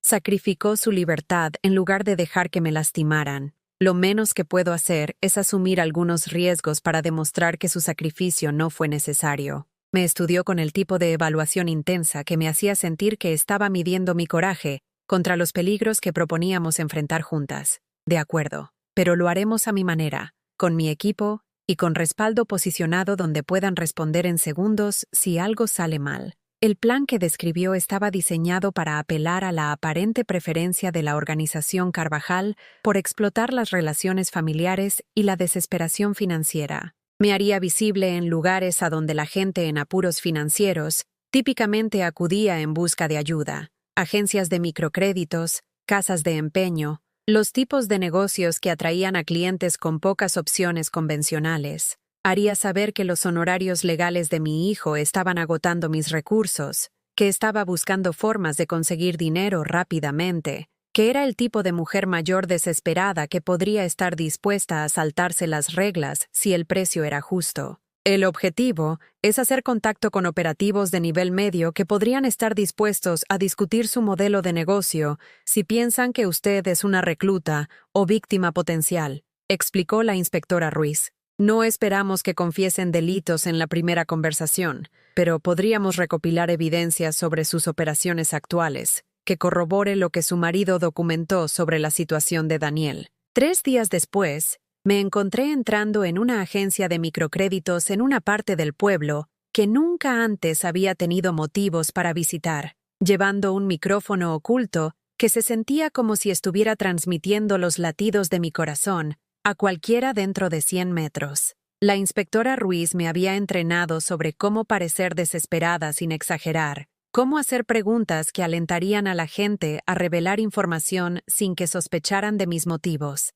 El gerente de la agencia de microcréditos, un hombre delgado con ojos nerviosos que solo se presentó como Jesús, escuchó mi historia cuidadosamente ensayada sobre la necesidad de dinero para honorarios legales, con el tipo de atención que sugería que había escuchado cuentos similares antes. Los problemas legales pueden ser costosos, aceptó, estudiando los formularios que había llenado con información diseñada para hacerme parecer una víctima ideal. A veces, las personas en su situación necesitan acuerdos más flexibles de lo que los prestamistas convencionales pueden ofrecer. ¿Qué tipo de acuerdos? Bueno, hay inversores privados que se especializan en situaciones en las que las relaciones bancarias tradicionales no son suficientes. Personas que entienden que las circunstancias desesperadas a veces requieren soluciones creativas. Mi pulso se aceleró. Este era exactamente el tipo de conversación que la inspectora Ruiz había esperado que pudiéramos documentar. ¿Inversores privados? Empresarios independientes que tienen capital disponible para préstamos a corto plazo cuando las fuentes convencionales no son viables. Las tasas de interés son más altas de lo que cobran los bancos, obviamente, pero son mucho más comprensivos con las garantías y los términos de pago. ¿Qué tipo de garantía? La sonrisa de Jesús fue del tipo que me hizo entender por qué los conejos se quedan inmóviles cuando ven halcones sobrevolando. Eso depende de los recursos que tenga disponibles, señora Montero. Propiedades, vehículos, familiares con ingresos estables. Las personas creativas generalmente pueden encontrar formas de garantizar sus deudas. Familiares con ingresos estables. La frase me golpeó como un golpe físico. Confirmación de que el patrón que Tomás había documentado todavía estaba operando, todavía apuntando a familias como la mía. No estoy segura de entender. Digamos simplemente que cuando alguien realmente necesita dinero, siempre hay formas de asegurar que los préstamos se paguen a tiempo. Lo importante es el compromiso de cumplir con sus obligaciones, sin importar las circunstancias que puedan surgir. Salí de la agencia de microcréditos con tarjetas de presentación para 3 inversores privados, una grabación de las amenazas cuidadosamente redactadas de Jesús y la certeza enfermiza de que la experiencia de Daniel con la organización Carvajal estaba lejos de ser única. Esa noche, mientras estaba sentada en mi cocina revisando los eventos del día con la inspectora Ruiz, me di cuenta de que algo fundamental había cambiado en mi relación con el miedo. Durante semanas, había tenido miedo de todo. Miedo de salir de mi casa, miedo de enfrentar a mis vecinos, miedo del juicio y los susurros que me seguían a donde quiera que fuera. pero ahora tenía miedo por otras personas, otras familias que podrían estar enfrentando las mismas opciones imposibles que Daniel se había visto obligado a tomar. Otros hijos e hijas que podrían ser presionados a realizar actividades criminales para proteger a padres mayores de personas que traficaban con desesperación y lealtad familiar. El miedo que sentía ahora no era el terror paralizante que me había mantenido oculta en mi casa durante semanas. Era el tipo de miedo que motivaba la acción en lugar de la retirada. El tipo que me hacía más decidida en lugar de más cautelosa. Mañana, la inspectora Ruiz y yo haríamos contacto con el primero de los inversores privados que Jesús había recomendado. Mañana, daría el siguiente paso en un proceso que finalmente podría darle a Daniel la oportunidad de contar su historia de una manera que la gente creería. Pero esta noche, sentí algo que no había experimentado desde que comenzó esta pesadilla. La certeza de que finalmente estaba luchando por mi hijo, en lugar de simplemente soportar las consecuencias de sus elecciones. La reunión con el representante de Vicente Carvajal fue programada para el jueves por la tarde en una cafetería en el centro, el tipo de lugar público donde dos personas podían tener una conversación privada sin llamar la atención. La inspectora Ruiz se había posicionado en una mesa de la esquina con una vista clara de mi cabina, disfrazada de mujer de negocios trabajando en su portátil mientras bebía un café con leche grande. El micrófono oculto que llevaba se sentía más pesado hoy, más significativo de alguna manera, como si llevara el peso de toda la evidencia que necesitábamos para probar la inocencia de Daniel. Mis manos ya no temblaban. En algún momento durante la última semana, el miedo se había transformado en determinación, y la incertidumbre se había cristalizado en el tipo de claridad que llega cuando finalmente entiendes lo que hay que hacer. Marcos Román llegó precisamente a tiempo, deslizándose en la cabina frente a mí con la confianza casual de alguien que había llevado a cabo cientos de reuniones similares. Era más joven de lo que esperaba, probablemente de la edad de Daniel,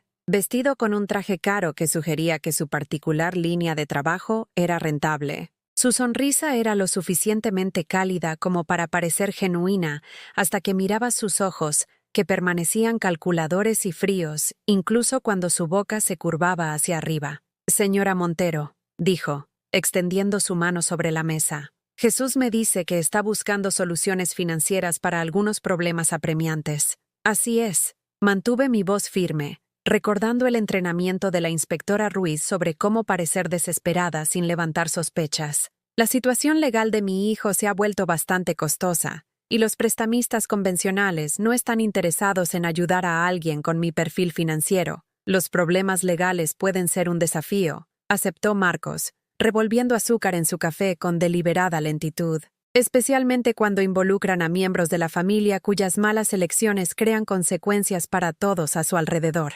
La crueldad casual en sus palabras, la implicación de que las malas elecciones de Daniel habían creado nuestra situación actual, hizo que mi estómago se encogiera de ira, pero me obligué a asentir de acuerdo, a interpretar el papel de una madre desesperada que creía que su hijo era culpable de los crímenes de los que había sido acusado. Exactamente. Nunca imaginé que me encontraría en esta posición. Pero aquí está. Marcos se recostó en su asiento, estudiándome con el tipo de atención que me hacía sentir como ganado siendo evaluado para la compra. La pregunta es qué está dispuesta a hacer para mejorar sus circunstancias. No estoy segura de entender. Señora Montero, hablemos claro. Usted necesita dinero. Yo represento a personas que tienen dinero para prestar, pero mis clientes requieren ciertas garantías de que sus inversiones estarán protegidas, independientemente de las circunstancias que puedan interferir con los cronogramas de pago convencionales. Ahí estaba, el mismo lenguaje que Jesús había usado,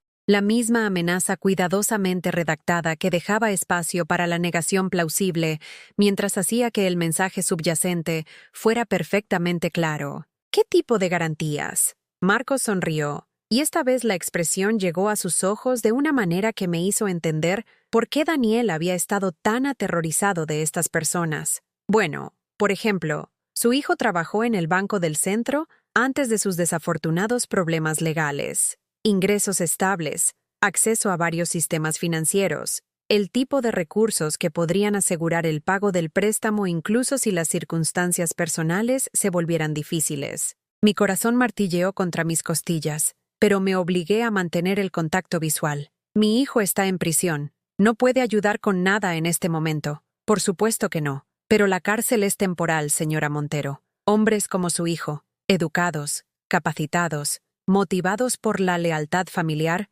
pueden ser empleados muy valiosos cuando entienden las consecuencias de decepcionar a sus empleadores. No creo que esté cómoda con... La comodidad es un lujo, interrumpió Marcos, su voz bajando a un tono que llevaba una amenaza inconfundible a pesar de su volumen conversacional. Su hijo ya aprendió esa lección. Pasó meses tratando de encontrar soluciones cómodas a sus obligaciones financieras, ¿y a dónde lo llevó? Cargos graves, humillación pública, una madre enfrentando la pobreza porque no puede pagar la representación legal que él necesita. El dispositivo de grabación escondido debajo de mi jersey capturó cada palabra, cada amenaza sutil, cada admisión casual de que Daniel había estado trabajando para estas personas bajo coacción. Pero Marcos no había terminado. Lo hermoso de las relaciones familiares, continuó, es cómo crean incentivos naturales para la cooperación. Un hijo que podría resistirse a ciertas oportunidades de negocio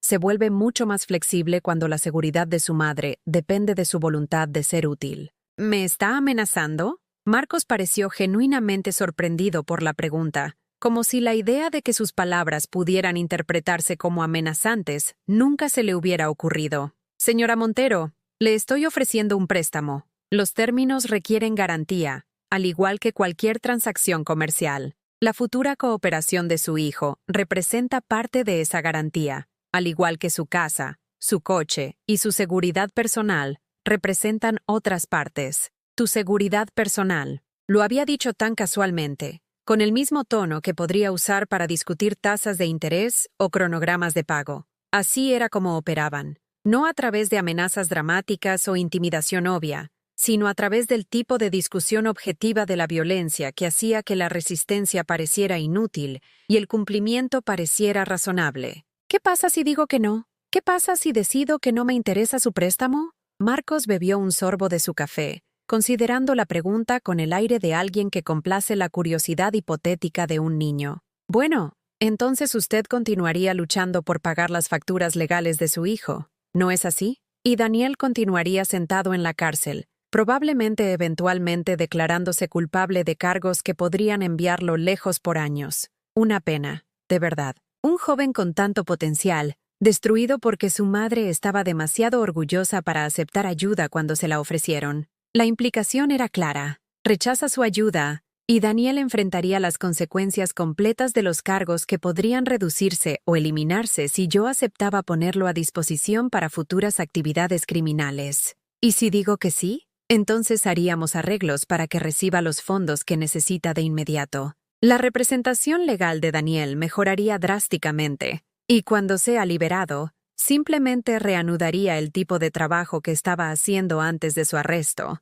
asegurando que su préstamo se pague con los intereses apropiados. El tipo de trabajo que estaba haciendo antes de su arresto. Exactamente. Mover dinero a través de varias cuentas, procesar transacciones que requieren a alguien con acceso bancario y conocimiento institucional. Trabajo sencillo, en realidad, para alguien con su formación y experiencia. Marcos metió la mano en su chaqueta y sacó una tarjeta de presentación, deslizándola sobre la mesa con dedos que eran suaves y cuidados. Las manos de alguien que nunca había hecho trabajo físico, pero que estaba íntimamente familiarizado con otros tipos de violencia. Piénselo, señora Montero. Su hijo enfrenta cargos graves que podrían ponerlo en prisión por una década. Sus ahorros están casi agotados. Su comunidad se ha vuelto en su contra, y sus opciones de ayuda convencional son esencialmente inexistentes. Le ofrecemos una salida a una situación imposible, con condiciones.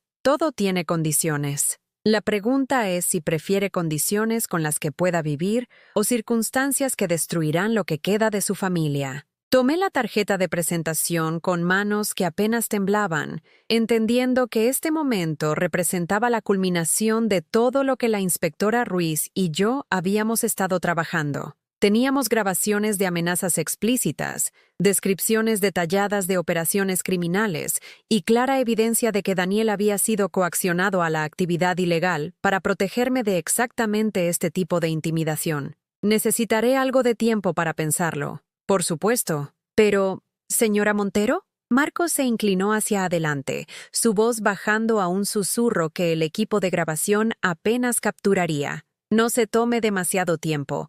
Oportunidades como esta no permanecen disponibles indefinidamente, y mis clientes pueden ser impacientes con las personas que desperdician su generosidad.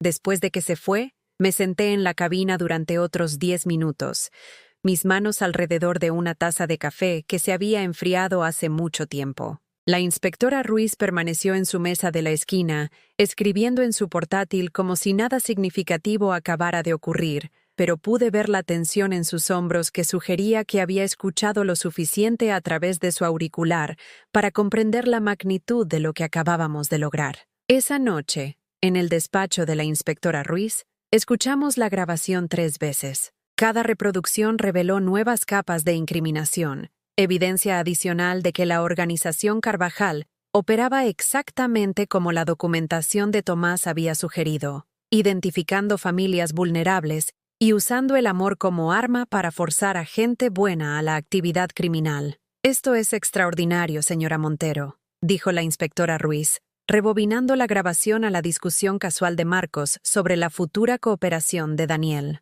Lo tenemos grabado describiendo explícitamente una empresa criminal en curso, detallando métodos de coacción y haciendo amenazas directas contra su seguridad.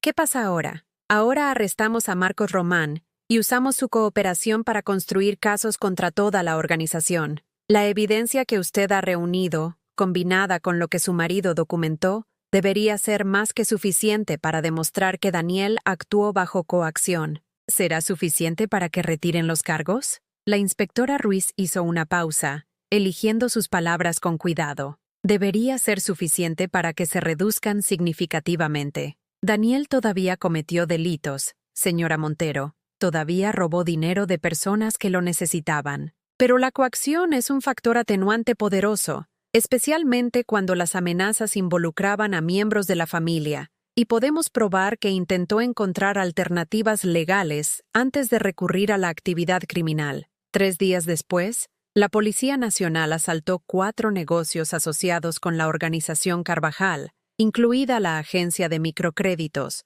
donde hice contacto por primera vez con su red. Marcos Román fue arrestado junto con otras 6 personas, acusados de crimen organizado, extorsión y conspiración para cometer delitos financieros. El periódico local publicó la historia en primera plana, describiendo la investigación como una de las mayores operaciones de crimen organizado jamás descubiertas en la región. Guillermo Gómez me llamó esa tarde con noticias que me hicieron llorar por primera vez en semanas, lágrimas de alivio en lugar de desesperación. El fiscal quiere reunirse con nosotros mañana, dijo. Están preparados para ofrecer a Daniel un acuerdo de conformidad que implicaría restitución y trabajos en beneficio de la comunidad en lugar de prisión, a cambio de su testimonio contra la organización Carvajal. ¿Volverá a casa? Volverá a casa, Margarita. Tu hijo volverá a casa. Esa noche, llamé a Daniel por primera vez desde su arresto. Cuando la prisión me comunicó con él, su voz sonó diferente. No la resignación hueca que había escuchado durante nuestra última conversación,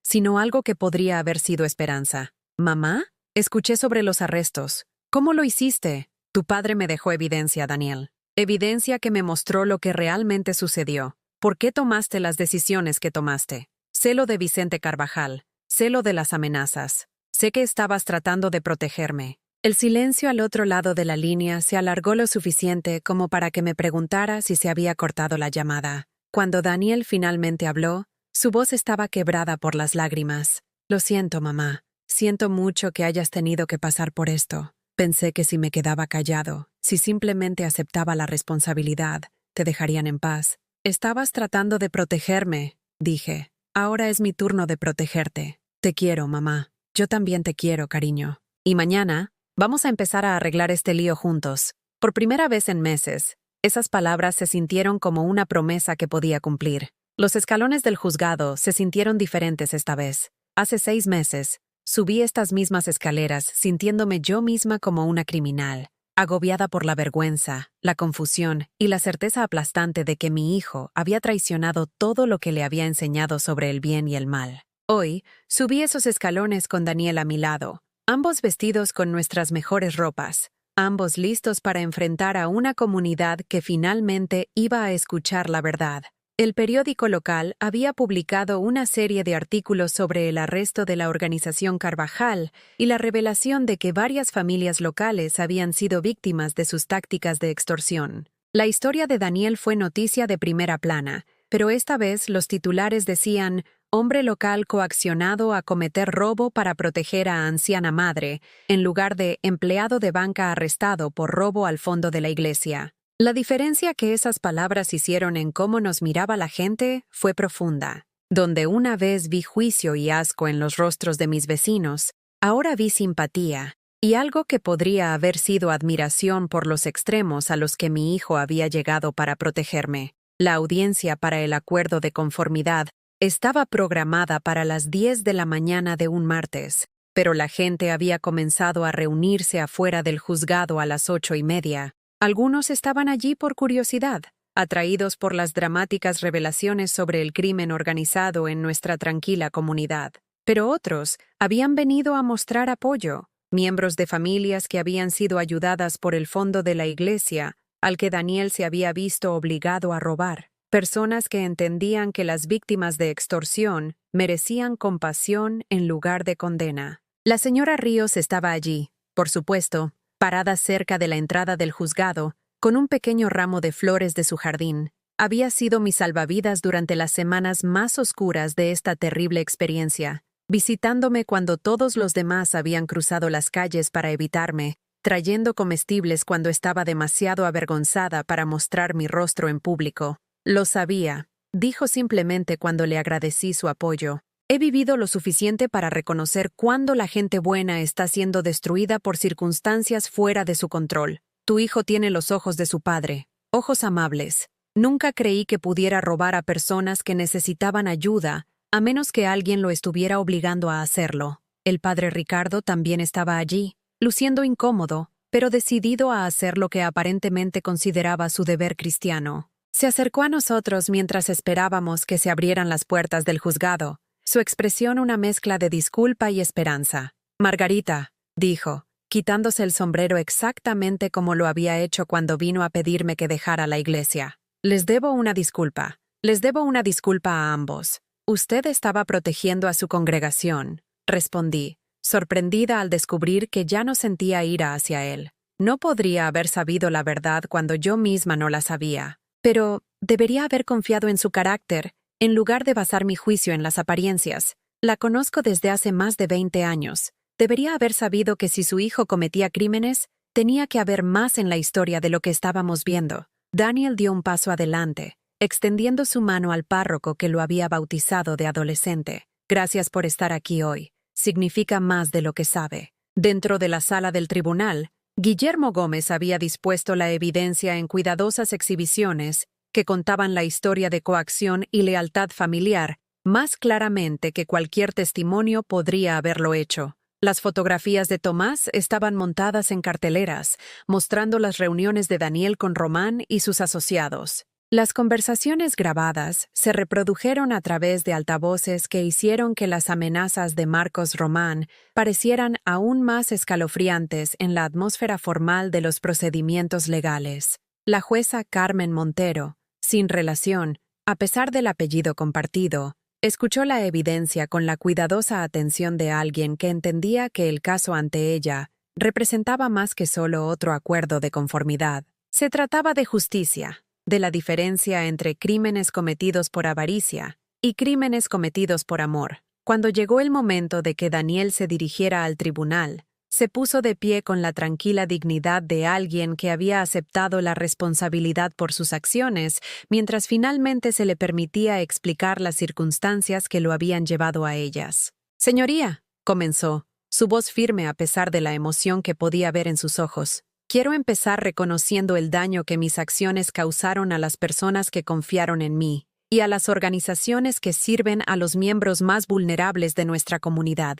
El dinero que tomé estaba destinado a ayudar a familias en crisis, y mi apropiación indebida impidió que esa ayuda llegara a personas que la necesitaban desesperadamente. Hizo una pausa, reuniendo sus pensamientos o quizás su coraje. Pero también quiero que el tribunal entienda que cada crimen que cometí fue un intento de proteger a mi madre de personas que habían dejado claro que le harían daño si no cumplía con sus demandas. Pasé meses tratando de encontrar formas legales de satisfacer la deuda que tenía con ellos, pero no estaban interesados en planes de pago convencionales. Querían que usara mi posición en el banco para ayudarles a mover dinero a través de cuentas que no atraerían la atención reguladora. La voz de Daniel se hizo más fuerte a medida que continuaba, y me di cuenta de que esta era la primera vez que se le permitía contar su historia públicamente. La primera vez que alguien fuera de nuestra familia y equipo legal había escuchado su explicación de elecciones,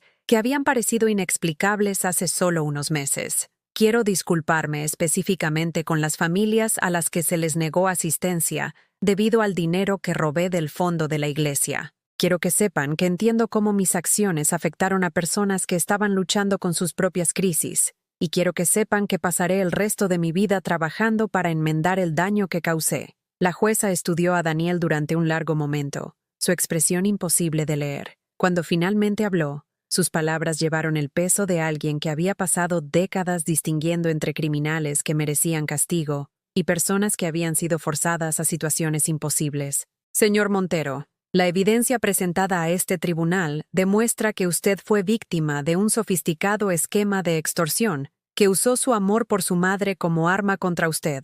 Si bien esto no excusa su actividad criminal, proporciona un contexto crucial para comprender sus motivaciones. Revolvió los papeles ante ella, consultando las pautas de sentencia y los casos precedentes que determinarían el futuro de mi hijo. El tribunal lo sentencia a 2 años de libertad vigilada, 500 horas de trabajos en beneficio de la comunidad, a realizar a través de organizaciones que asisten a víctimas de delitos financieros, y la restitución total al fondo de la iglesia y a cualquier otra cuenta de la que se haya robado dinero. También se le requerirá testificar contra los miembros de la organización Carvajal cuando sus casos lleguen a juicio. Sin tiempo en prisión, Daniel volvería a casa hoy, libre para reconstruir su vida y reparar el daño que se había hecho a nuestra familia y a nuestra comunidad.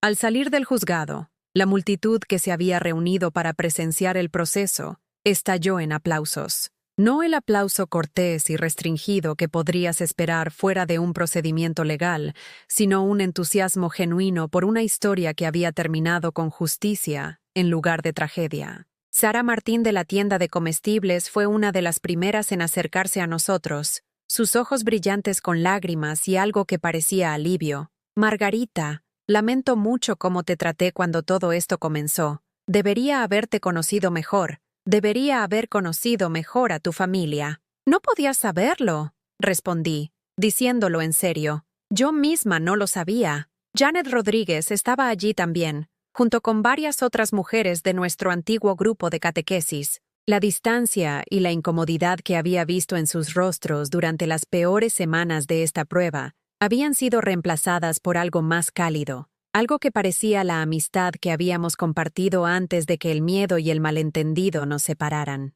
Nos gustaría que volvieras a nuestras reuniones de los martes, dijo Janet, si estás dispuesta. Te hemos echado de menos, y hemos aprendido algunas lecciones difíciles sobre la importancia de apoyar a nuestros amigos cuando enfrentan dificultades. Esa tarde, Daniel y yo condujimos a la iglesia donde había comenzado esta pesadilla, donde su arresto había destrozado mi sentido de seguridad y pertenencia. El padre Ricardo había llamado con antelación para avisar a la congregación que íbamos, que teníamos cosas que decir que necesitaban ser escuchadas por las personas que se habían visto más directamente afectadas por los crímenes de Daniel. El santuario estaba más lleno de lo que había estado para un servicio regular, con personas llenando bancos que usualmente solo estaban ocupados durante las celebraciones de Navidad y Pascua. Habían venido a escuchar la disculpa de Daniel, a comprender cómo se había robado su fondo de la iglesia y por qué, a decidir por sí mismos si el perdón era posible para crímenes cometidos bajo circunstancias tan extraordinarias.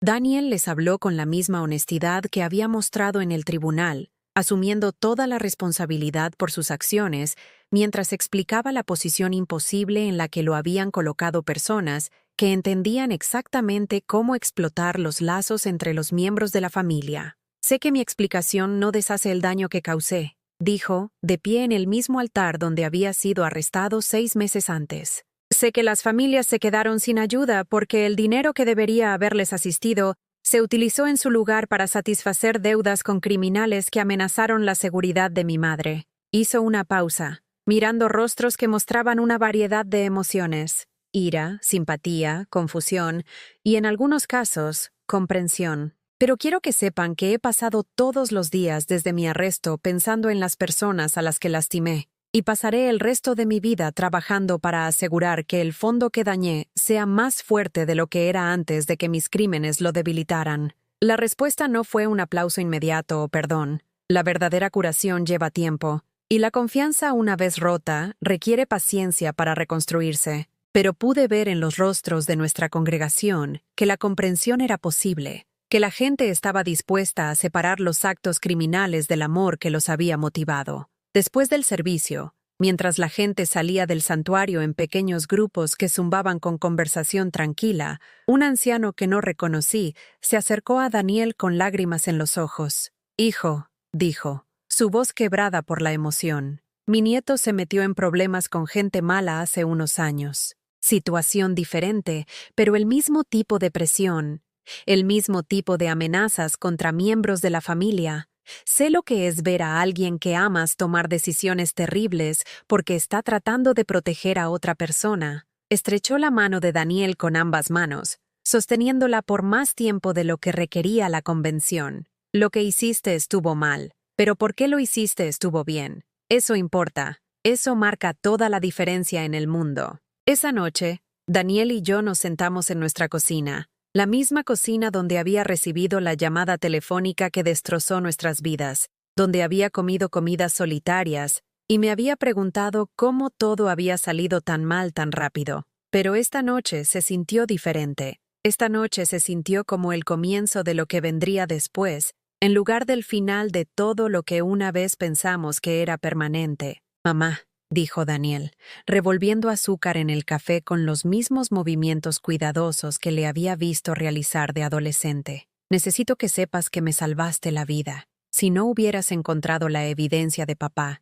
si no hubieras sido lo suficientemente valiente como para trabajar con la Policía Nacional, estaría enfrentando años en prisión por crímenes que cometí para protegerte». «Estabas tratando de protegerme», respondí. «Era mi turno de protegerte. Pero los riesgos que tomaste, llevar un micrófono oculto para reunirte con esa gente, poniéndote en peligro para probar que no era solo un criminal común».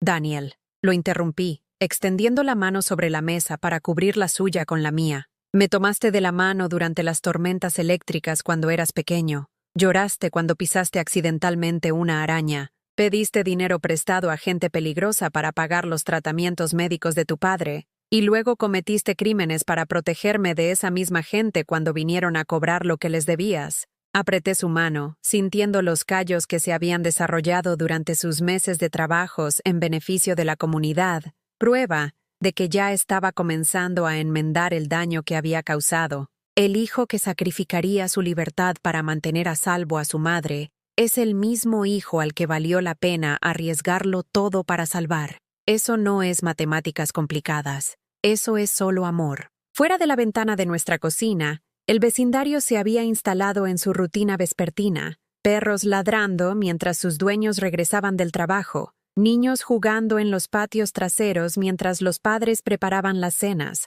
familias reuniéndose alrededor de las mesas para comidas y conversación, y las bendiciones ordinarias de la vida doméstica. Volvimos a ser parte de esa rutina. Ya no la familia cuya vergüenza incomodaba a otros. Ya no la historia de advertencia susurrada en las cajas de los supermercados. Éramos simplemente Margarita y Daniel Montero, madre e hijo, personas que habían sobrevivido a algo terrible y emergido con nuestro amor intacto. Entendí ahora que la justicia no siempre se trata de que el castigo se ajuste a los crímenes. A veces se trata de que la verdad sea finalmente escuchada por personas que están listas para escuchar. A veces se trata de que las comunidades aprendan la diferencia entre la responsabilidad y el abandono, entre responsabilizar a las personas por sus acciones y reconocer cuándo esas acciones fueron motivadas por el amor en lugar del egoísmo. A veces la justicia se parece a un hijo que vuelve a casa con la madre que nunca dejó de creer que debajo de toda la evidencia y las apariencias y las complicaciones legales, él seguía siendo el niño que la sostuvo de la mano durante las tormentas. Esa noche, por primera vez en meses, me dormí fácilmente, rodeada de los sonidos tranquilos de una casa ocupada por personas que pertenecían a ella, personas que se habían elegido mutuamente una y otra vez a pesar de circunstancias que podrían haberlos destrozado para siempre. Y por la mañana, cuando Daniel bajó las escaleras para preparar café y leer el periódico en nuestra mesa de la cocina, supe que ambos habíamos aprendido algo sobre la diferencia entre la justicia y la venganza, entre ganarse el perdón y exigirlo, entre el amor que perdura y el amor que conquista. Habíamos aprendido que a veces lo más fuerte que puedes hacer es confiar en que las personas que realmente te conocen eventualmente verán más allá de su miedo, la verdad que siempre estuvo allí, esperando ser descubierta por cualquiera, lo suficientemente valiente como para mirar más allá de las apariencias hasta los corazones que laten debajo.